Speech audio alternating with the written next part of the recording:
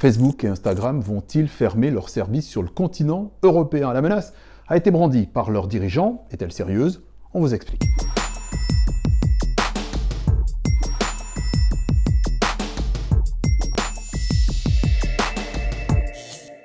Cette menace est formulée dans le rapport annuel de Meta, la maison mère de Facebook et d'Instagram, un rapport obligatoire adressé chaque année donc aux investisseurs.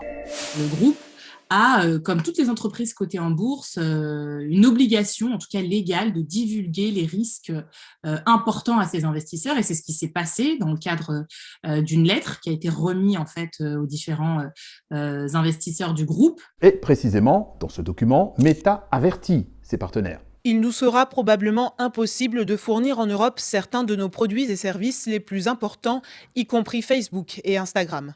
Meta envisage ce retrait de Facebook et d'Instagram à cause d'un sujet crucial, la captation des données numériques personnelles des Européens et leur utilisation par des entreprises aux États-Unis. Mais selon la plupart des spécialistes, Meta aurait beaucoup à perdre s'il mettait ces menaces à exécution. Que Facebook se retire d'Europe est plus qu'improbable, à commencer par le fait que ça représente un quart de son chiffre d'affaires et que Facebook sort d'une très grosse déconvenue boursière. Facebook n'a pas les moyens de se retirer d'Europe. Au cœur du sujet, le respect de la vie privée des Européens. Et à vrai dire, on sait depuis l'affaire Edward Snowden que cette protection des citoyens européens n'est pas garantie quand ces données sont récupérées par ces grandes entreprises de la tech aux États-Unis. Depuis 2013, on fait semblant de ne pas prêter attention aux révélations d'Edward Snowden. On sait depuis 2013 que les données des citoyens européens sont utilisées par les services de renseignement américains. La CIA a affirmé devant le Congrès qu'elle continue à le faire. Et même l'apparition en 2016 du RGPD, le règlement général sur la protection des données, n'a pas changé grand-chose.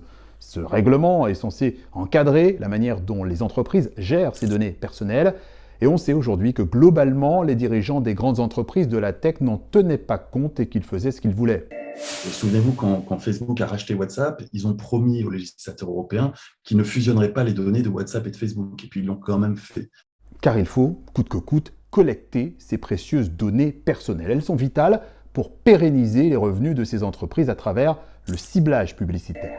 La rémunération, elle se fait à 98% par la publicité. Le groupe Meta, composé donc de l'application Facebook, Instagram, Messenger, WhatsApp, mais aussi Oculus et toutes les autres solutions, c'est plus de 2 milliards d'utilisateurs chaque mois sur les différentes plateformes. 2 milliards d'utilisateurs, c'est donc autant de données personnelles exploitables.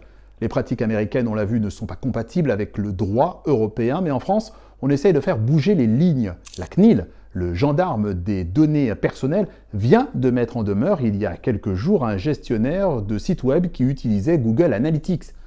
La CNIL juge l'outil de mesure d'audience de Google peu sûr, lui aussi opère des transferts de données vers les États-Unis.